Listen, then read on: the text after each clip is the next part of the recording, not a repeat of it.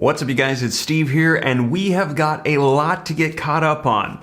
Big shocking news coming out that's going to be impacting our economy, the pandemic, everything going on in our world, stimulus checks.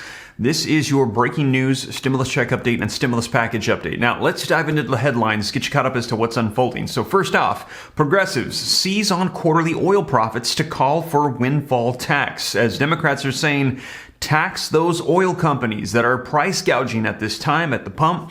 Take that money and give it out in the form of direct payments, stimulus checks to the people. Let's take a look. Democrats unveil a bill to tax big oil's profit and send checks to the public. And that's Representative Ro Khanna, who wants to send out quarterly gas stimulus checks.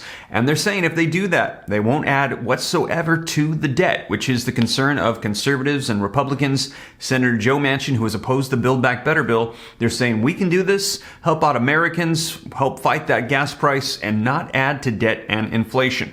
Now, let me know your thoughts, you guys. That is here domestically, but also we're hearing one of the things that could be impacting the gas and oil prices even more so is the continuing war in Ukraine. And we have some shocking news. Speaker of the House, Nancy Pelosi, actually went and visited, and I've got the video footage for you as she's going and addressing the issues there and commending the president of Ukraine for everything going on and how they're handling the situation. Now, also, here domestically, coming back to the U.S., take a look at this, you guys. After Build Back Better's collapse, Democrats are still struggling with how they're going to be messaging during the midterms. As you know, Senator Joe Manchin came out and said he does not support more spending or the Build Back Better bill at this time. There are talks taking place, but at this time, he cannot support it. Democrats want to get stuff done before the midterm elections to convince people to keep them in power. Well, take a look at this shocking news, you guys. Senator Joe Manchin endorses a West Virginia Republican in the latest slam in the Build Back Better bill as well, supporting the opposing party. And it is slim margins that right now Democrats hold the majority and also simultaneously slamming the Build Back Better bill. Wow. Let me know your thoughts. I've got the video footage I'm going to be sharing with you so you can see it for yourself. Now, in addition to that, we are hearing that more spending is being requested and might be needed. As take a look at this, you guys. Cases are on the upswing in the United States, with the 7-day moving average moving almost back up to 60,000 cases. And we're hearing that, take a look at this, 2 new Omicron variants detected in the U.S. that could spark a new wave. They're saying there are new variants of Omicron that are hitting right now. And some unfortunate news that I want to share with you so my viewing community knows. Parents need to know about a new pediatric hepatitis outbreak taking place across the globe. They're saying that there is hepatitis hitting small children. I'm going to give you all the details. And speaking of children, Moderna is asking for FDA authorization for vaccines for young children. We're hearing under the age of 5. So a lot going on, you guys. I'm going to get you all the details in this video. This is all just unfolding in the past couple days. I'm going to let you know the latest. Now, before we dive in, also wanted to mention the second channel, Steve Ram Finance. If you're interested in learning about growing wealth and personal finance, consider joining that channel. I'll pin a comment down below with the link so you can go subscribe and watch the latest video if you're interested in cryptocurrencies. I let you know when we can expect to see the next incline in prices for cryptos and about how much so they're predicting they're going to be going up for those of you interested in alternative investing options. So take a look at that if you're interested, but right now, let's get you caught up on all of the latest economic news.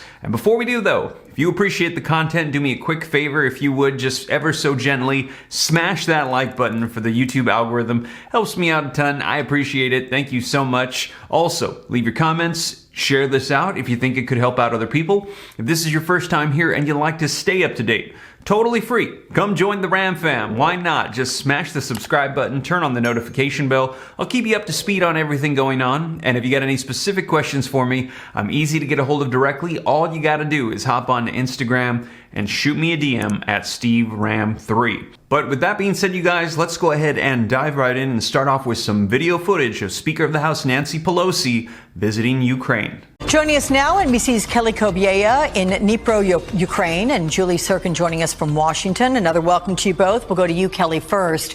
What are you hearing about this congressional trip today?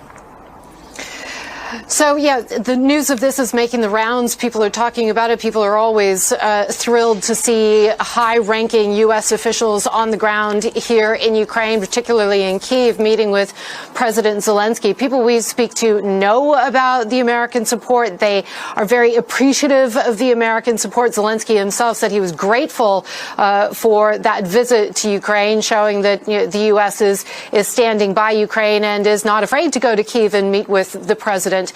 We heard from Speaker Pelosi today. That video obviously released after the congressional delegation left Ukraine. So the visit was yesterday. They released the video today, along with having a press conference in Poland, where the delegation is today. And some members of the delegation, particularly Congressman Meeks, having some very strong words for Russian President Putin. Take a listen. Everything is going to increase. Pressure from the outside, pressure from the inside. There is nowhere for him to go. We're going to continue till Putin, surrenders. If he does anything in regards to unconventional weapons, dealing with anything like chemical weapons or any kind of strategical nukes, all bets are off. The speaker just said it. We're not going to back down to a bully. We haven't yet heard from the Russian Ministry of Defense on that statement, but we have heard from them on other topics today. They claim that they struck 800 different sites across Ukraine in the past 24 hours. So there you have it, you guys, and we'll be keeping an eye on what's unfolding with the war in Ukraine, as this is a major contributing factor to the economic crisis on a global scale and supply chain issues. So I will keep you up to date on that. Now, here in the latest with the pandemic, take a look at this, you guys. There are 2 new strains of the pandemic that appear to be more transmissible than even the stealth Omicron, and that have the ability to evade antibodies from vaccinations and prior infections, and have arrived now in the US, and they could mean a new wave that is coming, and we are seeing an uptick in cases.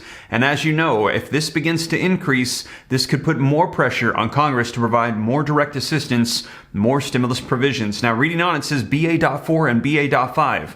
Like the original Omicron, BA.1 originated in South Africa. Cases are surging there despite the fact that almost all of South Africans have been vaccinated or have had the pandemic. Now, the country's National Institute of Communicable Diseases reported nearly 4,000 new infections on Sunday alone of those who were tested for the pandemic. So this is hitting, and it says if you are vaccinated and had Omicron, your protection is decent, at least against severe disease. And it says if anybody is protected, it should be these people. So right there, they're saying that is the situation of those who will likely do the best with this new variant that is starting to hit.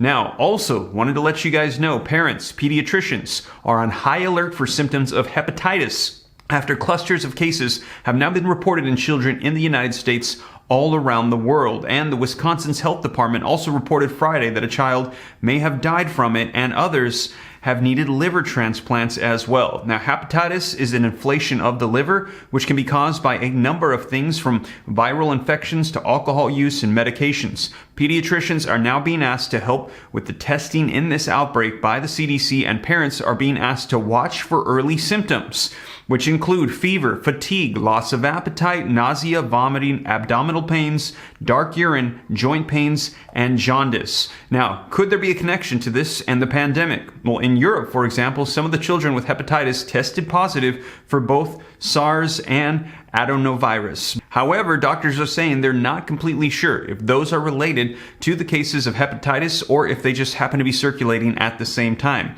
The other question has come up: could there be a connection between this and the vaccinations? And they said they think at this point that a lot of the children aren't even in the age range of where they can be vaccinated, so they don't see any connection to that. Now, in addition to that, speaking of vaccinations, Moderna has currently asked the FDA to authorize the first vaccine for very young children. Moderna announced on Thursday of last week that the company has asked for the FDA to authorize low doses of the version of the vaccine as the first vaccine for children younger than the age of 5. Now, we will see Let me know your thoughts in the comments down below. But they're trying to make this now also available to small children. Now, let's talk about stimulus. And as I mentioned to you, Senator Joe Manchin had opposed moving forward with Build Back Better after we had heard him say he was on board, concerned about debt and inflation. And also, he's taken a stance supporting a Republican representative in West Virginia. Take a look at the video footage for yourself. I've always said if I can't go home and explain it, I can't vote for it. And that's why I oppose Build Back Better. For Alex Mooney and his out-of-state supporters to suggest David McKinley supported Build Back Better is an outright lie. David McKinley has always opposed reckless spending because it doesn't make sense for West Virginia. Alex Mooney has proven he's all about Alex Mooney. But West Virginians know David McKinley is all about us. I'm David McKinley, and I approve this message. So there you have it, you guys. Let me know your thoughts in the comments down below. Man, big, giant statement from Joe Manchin, and I've reported to you in previous videos, he's actually getting a lot of support. His approval rating is skyrocketing from Democrats and Republicans who say they support Senator Joe Manchin. Now, he has opposed a lot of the legislation that Democratic members of Congress are trying to push through, and now we're hearing there is a new effort for new legislation that could help provide stimulus checks. Just take a look at this, you guys. Progressives seize on quarterly oil profits to call for windfall tax. As we're hearing, they believe these oil companies, they're not lowering gas prices as the oil falls, taking huge margins of profit, and they're just price gouging at this time that Americans are hurting at the pump. And it says progressives and environmentalists pointed to a huge first quarter profits posted by major oil companies to argue in favor of a windfall profits tax on oil companies amid the ongoing energy crunch. Now, we had heard them say that they do not simply want to do this for the sake of taxing them. They want to take those funds, and take a look at this, you guys. They want to send out gas stimulus checks on a quarterly basis. So that is the plan. Let me know your thoughts in the comments down below. And we had heard Speaker of the House Nancy Pelosi say that just a gas tax is not good enough. Stimulus checks need to go out to help people, to ensure that individuals, Americans, are going to be getting the support and not just more profits from the oil companies. So there you have it, you guys, and a lot unfolding right now. And we're expecting this because it's a midterm election year. Democrats want to get things done right away. And as things begin to develop, I will be sure to let you know here on the channel because, like I said, there's a lot happening right now. Gas stimulus checks, child tax credits, forgiveness of student loans, a revised Build Back Better bill, an assortment of different provisions and stimulus packages. We heard already, and if you missed my last video, they want to combine two stimulus bills and pass through with bipartisan support more provisions, more stimulus. Now, I'll keep you up to date on everything here on the channel. And as always, you guys, thank you so much for joining me. And again, if you made it this far and you haven't already, don't forget, take a quick second, smash that like button for the YouTube algorithm. Helps me out a ton. I appreciate it. Thank you so much. Leave your comments, share this out. If this is your first time here and you'd like to stay up to date, totally free. All you got to do is hit the subscribe button, turn on the notification bell. If you got any specific questions, shoot them to me in the DM on Instagram at SteveRam3, and consider joining the second channel, Steve Ram Finance, to learn about growing wealth and personal finance. But with that being said, you guys, once again, thank you so much for joining me, and I will catch you in the next one. Take care. God bless. This is Steve.